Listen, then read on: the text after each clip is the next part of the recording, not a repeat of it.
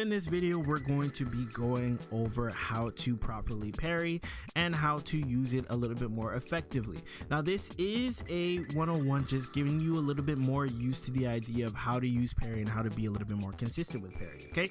So let's go over to my trusty notepad and I'm going to talk about a couple things from there. So in the Parry 101, how to make perfect parry slightly more consistent. So in this case, I want to show you a little something. I don't know what peripheral you're on, okay?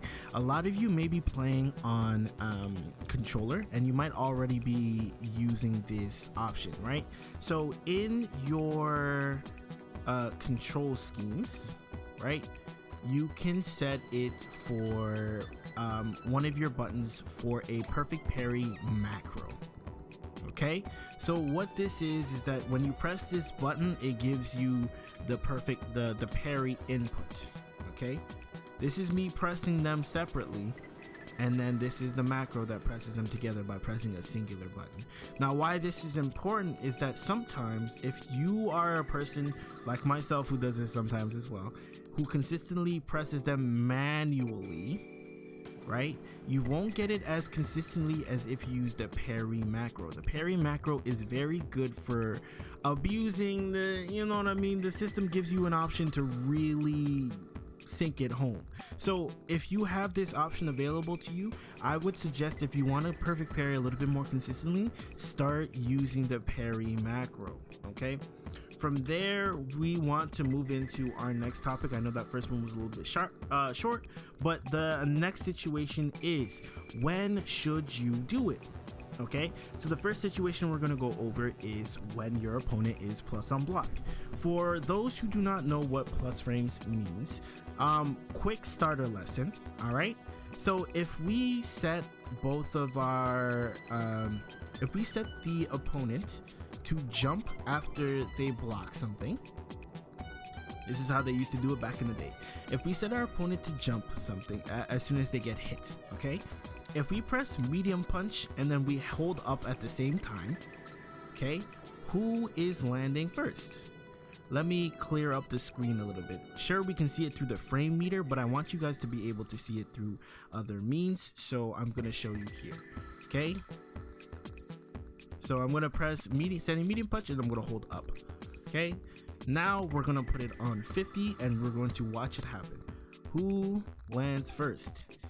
Leave a comment down below to say to let me know who landed first. With that being said, the answer actually is jury, technically, because the reason why is because we're not plus on this situation. Okay, so being plus means essentially that you are actionable before your opponent is. Okay, so when you're able to be actionable before your opponent, it means that you're able to press a button after your follow-up. So for instance, jury has this button which is +2 on block. Okay, so in these situations, if we were to say press that, right, oh, let me get close, she lands before me, so that in the case that where she tries to walk up on me and press another button, if I try to press a button here, I just get hit.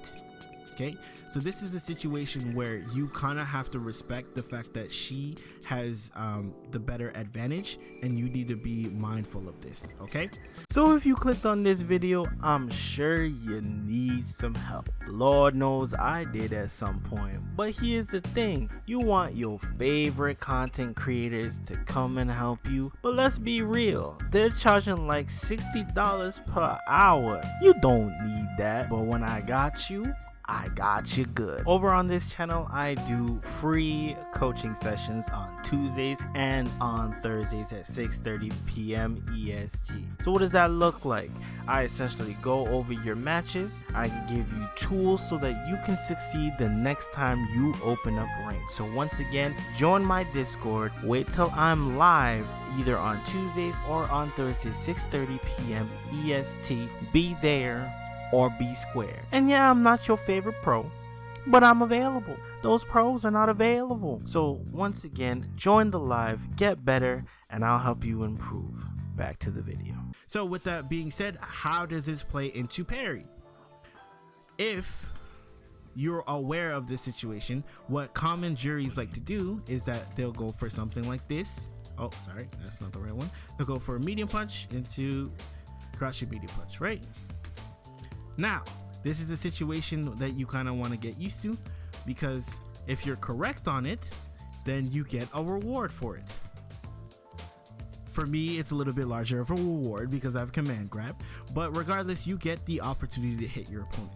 So one of the places where you ideally want to go for your perfect parry attempt is when your opponent is plus, because ideally when your opponent is plus, your opponent knows that they're plus, so they're gonna try and press a button again. Okay, now granted, you do need to be mindful if your opponent starts catching on to what you like to do, and then what they'll start to do is catch you off guard like that. But granted, this is something, this is the give and take of the entire game of itself, but this is one of the scenarios that you want to be mindful of. Okay, the next situation that you'll find yourself is waking up. So while you're waking up in the corner, let's say, you know what I mean, she hit you with the hold on, let's do this correctly. Right, she DPs you, right? And then she hits you like that. Okay, the situation here, you want to try it while waking up. The reason why you want to try it while you're waking up is because you know there's one of two options that are available to her. The one of two options that are available to her are either A, she's going to try and throw you, or she's going to try and press a button. And in those cases, right, because there's a higher chance she'll try and press a button, we're going to attempt to try and perfect parry. And once again, we get the opportunity to change it on its head. In these specific cases, you might want to try to lean towards doing a back throw or a side switch of some sort. The reason why you want to do so is because you want to put your opponent in the corner. I am definitely missing these perfect parries, but there you go. So you want to put your opponent in the corner. So now that they're in the corner, they have to deal with your stuff, they have to deal with you and whatever it comes with that offense, right? So ideally when you're in the corner, you want to try and do that. Now granted, once again, I have to warn you is that if you try to wake up every time with perfect parry, your opponent is going to figure this out and start grabbing you. Now, another thing about this is that because there are throw loops in the game, meaning that if your opponent tries to wake up with a button, okay, if they try to wake up with a button, they can be thrown out of that button, right? These are known as throw loops, okay?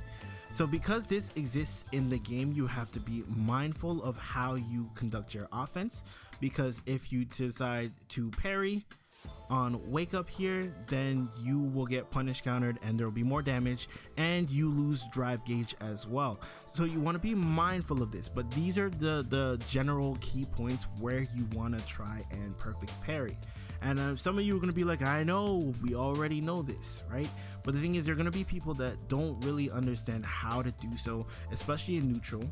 And the next situation might be the last situation, which is very common, right? Where your opponent will just drive rush at you, okay? In the cases where your opponent just drive rushes at you, sometimes you can check it, right? But sometimes you'll find yourself in a situation where you're not always going to be on the ball and you're not always going to be in the proper mindset to check these drive rushes, or you might be not using the right button. But what we can do is we can start trying to perfect parry the attempt to drive rush at us, right? This can also be done off of this situation here, right? Because a lot of opponents will do something fake like this, right? And in those cases, if they're incorrect, right, we can decide to try and perfect parry in the gap. However, your opponents, once they get a little bit stronger, will sometimes start doing drive rush jab. In the cases where they do drive rush jab, nothing will come out. The reason why nothing will come out is because drive rush into jab is considered a true string. So I couldn't even super out of this even if I wanted to. See what I'm saying? But these are opportunities where you can sneak in a little drive rush, a little parry attempt.